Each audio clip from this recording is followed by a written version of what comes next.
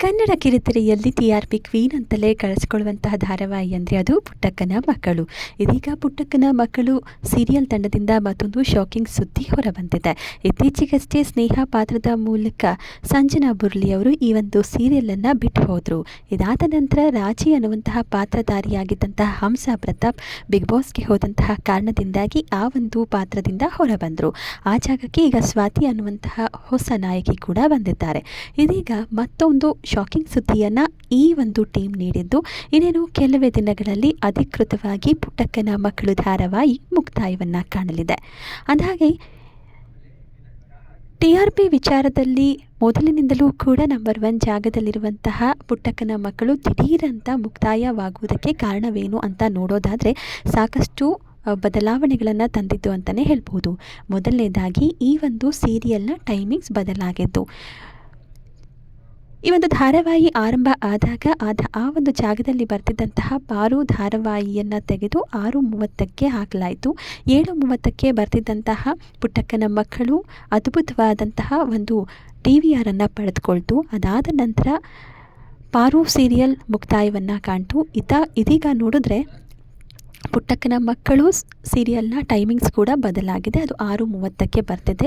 1-2-3 ವಾರಗಳವರೆಗೂ ಕೂಡ ಪುಟ್ಟಕ್ಕ ಎಲ್ಲೋ ಒಂದು ರೀತಿ ಟಿ.ಆರ್.ಪಿ ರೇಸಿಂಗ್ನಿಂದ 2 ಅಥವಾ 3ನೇ ಸ್ಥಾನಕ್ಕೆ ತೃಪ್ತಿ ಪಡ್ಕೊಳ್ತಿದ್ರು. ಆದರೆ ಯಾವಾಗ DC ಆದಂತಹ ಸ್ನೇಹ ಅಚಾನಕ್ಕಾಗಿ ಅಪಘಾತದಲ್ಲಿ ಮರಣವನ್ನು ಹೊಂದುತ್ತಾರೆ, ಆ ಒಂದು ಸಂದರ್ಭದಲ್ಲಿ ಟಿ.ಆರ್.ಪಿ ತುಂಬಾ ಅದ್ಭುತವಾಗಿ ಬಂತು.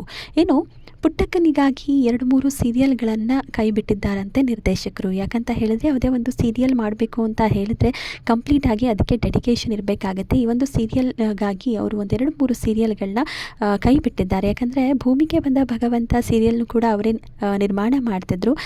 ಈ ಒಂದು ಕಾರಣಕ್ಕಾಗಿ ಆ ಸೀರಿಯಲ್ನು ಕೂಡ ಮುಕ್ತಾಯ ಮಾಡಲಾಯಿತು. ಇನ್ನು ಇದು 45 ಜನ ಕಲಾವಿದರಿರುವಂತಹ ದೊಡ್ಡ ತಂಡ ಆಗಿರೋದ್ರಿಂದ ಆ್ಯಸ್ ಯೂಶುವಲ್ ಒಂದಷ್ಟು ಹಣಕಾಸಿನ ಸಮಸ್ಯೆ ಅನ್ನೋದು ಬಂದೇ ಬರುತ್ತೆ. ಆ್ಯಂಡ್ ಈ ಒಂದು ಸೀರಿಯಲ್ನ ಶೂಟಿಂಗ್ ನೀವು ನೋಡೋದಾದರೆ ಪ್ರತಿಯೊಂದು ಫೈಟಿಂಗ್ ಸೀನ್ಸ್ಗಳು ಕೂಡ ತುಂಬಾ ರಿಚ್ನೆಸ್ ಆಗಿ ಬರುತ್ತೆ. 12 ಲಕ್ಷ ಒಂದು ಫೈಟಿಂಗ್ ಸೀನ್ಗೆ ಖರ್ಚು ಮಾಡಲಾಗಿತ್ತಂತೆ. ಅದು ಕಂಠಿಯ ಇಂಟ್ರಡಕ್ಷನ್ ಸೀನ್ ಏನಿದೆ, ಅದು ಕಂಠಿ ಪಾತ್ರವನ್ನು ಇಂಟ್ರಡ್ಯೂಸ್ ಮಾಡೋಕ್ಕಾಗಿ ಥಿಯೇಟರ್ನಲ್ಲಿ ಒಂದು ಫೈಟಿಂಗ್ ಸೀನ್ ಇಡ್ತಾರೆ. ಆ ಒಂದು ಸೀನ್ಗೆ 12 ಲಕ್ಷ ಖರ್ಚು ಮಾಡಿದ್ದಾಗಿದೆ. ಇನ್ನು ಹಣಕಾಸಿನ ಸಮಸ್ಯೆ ಅನ್ನೋದು ಇದ್ದೇ ಇರುತ್ತೆ. ಯಾಕಂತ ಹೇಳಿದರೆ 45 ಜನ ಕಲಾವಿದರಿರುವಂಥದ್ದು ಅದ್ಧೂರಿ ವೆಚ್ಚ ಅಲ್ಲದಿದ್ದರೂ ಕೂಡ ಸಂಬಂಧಗಳ ನಡುವಿನ ಕಥೆಯನ್ನು ಹೇಳೋದಕ್ಕೋಸ್ಕರನಾದರೂ ಒಂದಷ್ಟು ಪಾತ್ರವರ್ಗಗಳು ಹೆಚ್ಚಿನ ಸಂಖ್ಯೆಯಲ್ಲೇ ಬೇಕಾಗುತ್ತೆ. ಇನ್ನು ಈ ಒಂದು ಧಾರಾವಾಹಿಯಲ್ಲಿ ಬದಲಾದಂತಹ ಸ್ನೇಹ ಪಾತ್ರ, ಅಪೂರ್ವ ನಾಗರಾಜರವರು ಹೊಸ ಪಾತ್ರದ ಮೂಲಕ ಅಂದರೆ ಸ್ನೇಹಳ ಹಾಟನ್ನು ಇನ್ನೊಂದು ಸ್ನೇಹಗೆ ಹಾಕುವ ಮೂಲಕ ಅಪೂರ್ವ ನಾಗರಾಜ್ ಅವರು ಬಂದರು. ಆದರೆ ಆ ಸ್ನೇಹ ಯಾಕೋ ನೋಡುಗರಿಗೆ ಇಷ್ಟ ಆಗ್ತಿಲ್ಲ ಅನ್ನುವಂಥದ್ದು.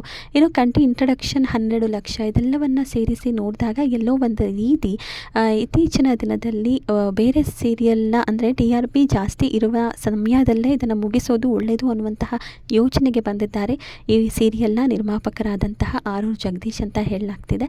ಇನ್ನು ಜೊತೆಯಲ್ಲಿ ಸೀರಿಯಲ್ ಕೂಡ ಇದೇ ರೀತಿ ಆಗಿತ್ತು. ಇಲ್ಲಿ ಸ್ನೇಹ ಬಿಟ್ಟು ಹೋದಂತೆ ಅಲ್ಲಿ ಆರ್ಯನೂ ಕೂಡ ತಮ್ಮ ಪಾತ್ರದಿಂದ ಬಿಟ್ಟು ಹೋಗಿದ್ರು. ಅದಾದ ನಂತರ ಟಿ.ಆರ್.ಪಿಯಲ್ಲಿ ಕುಸಿತವನ್ನು ಕಂಡು ಈಗ ಸ್ನೇಹ ಜಾಗಕ್ಕೆ ಅಪೂರ್ವರವರು ಬಂದಿದ್ದಾರೆ. ಅಪೂರ್ವ ಪಾತ್ರ ಅಷ್ಟೊಂದೇನು ಮನಸ್ಸನ್ನು ಗೆಲ್ತಾ ಇಲ್ಲ.